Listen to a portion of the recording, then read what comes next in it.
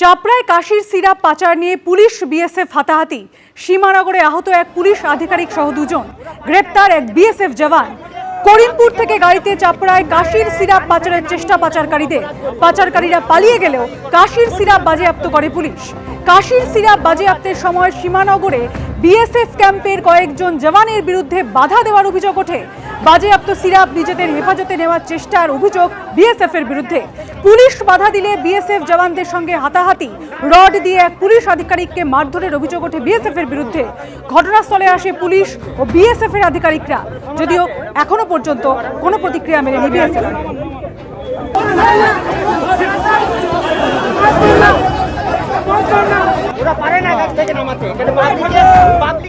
SIR নিয়ে সংঘাতের আবহেই দিল্লি থেকে আজ ফের রাজ্যে আসছে নির্বাচন কমিশনের বিশেষ টিম।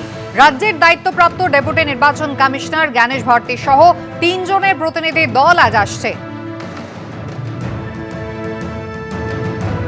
রুমা পাল আমাদের প্রতিনিধি রয়েছেন আমাদের সঙ্গে টেলিফোন লাইনে। রুমা, আজকে 3 জনের যে প্রতিনিধি দল আসছে, মূলত উত্তরবঙ্গে তাদের যাওয়ার কথা রয়েছে। কোন কোন জেলায় বৈঠক করবেন তারা? দেখো, জানিয়ে রাখি যে এই রাজ্যের দায়িত্বপ্রাপ্ত senior deputy election commissioner Gyanesh Bharti সহ আরো 2 জন আসছেন এবং অবশ্যই তারা আজকেই উত্তরবঙ্গ যাবেন এবং সেক্ষেত্রে 5 থেকে 8 তাদের সফরসূচি।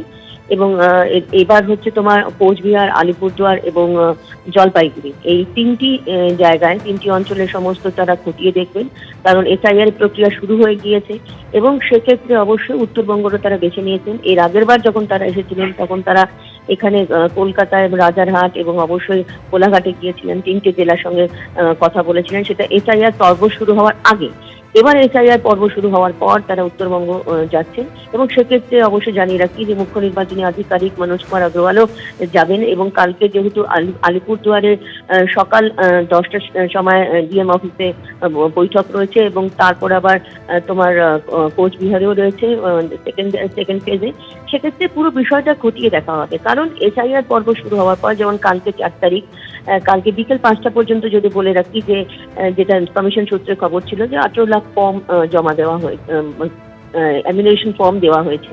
এটা অনেকটা আরো সংখ্যা আরো বাড়বে এবং ওখানে কিভাবে কাজ করছে, উত্তরবঙ্গে কিভাবে কাজ করছে। জানিয়ে রাখি যে যেহেতু একদম জলপাইগুড়ি এবং দার্জিলিং এর কথা যদি ধরি, সেখানে কিন্তু একটু পরবর্তীতে ম্যাপিং এর কাজ শুরু হয়েছিল, কারণ ওখানে বন্যা সমস্ত উত্তরবঙ্গে যে প্রভাবিত হয়েছিল, তার ফলে কিন্তু সেখানে ক্যাম্প করা হয়েছিল এবং দেখা হয়েছিল যে কারোর কোনো ডকুমেন্টস, কারোর কোনো কিছু অসুবিধা হয়েছে কিনা। সেক্ষেত্রে পরবর্তীতে খবর আসে কমিশনে যে না, ডকুমেন্টসের ক্ষেত্রে কারোর কোনো অসুবিধা নেই, প্রত্যেকের কাছেই রয়েছে এবং সেক্ষেত্রে কোনো অসুবিধা, পরবর্তীতে যে এসআইআর প্রক্রিয়া হলে কোনো অসুবিধা হবে না। সেক্ষেত্রে কিন্তু উত্তরবঙ্গটা তারা পুরো খতিয়ে দেখবেন।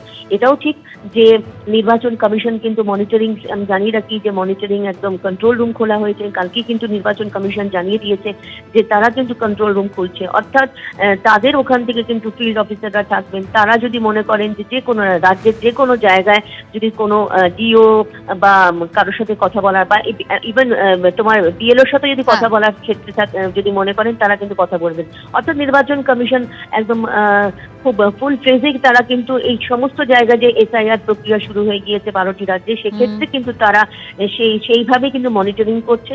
যেহেতু দ্বিতীয় দিন এসআই এনুমিনেশন ফর্ম জমা দেওয়ার, সেক্ষেত্রে আজকে কতটা ফর্ম দেওয়া শুরু হয়, কারণ কালকে প্রথম দিন ছিল বলে অনেকটাই সবটা খতিয়ে দেখতেই আজকে মূলত উত্তরবঙ্গে আসছেন এই প্রতিনিধিরা। ধন্যবাদ রুমা।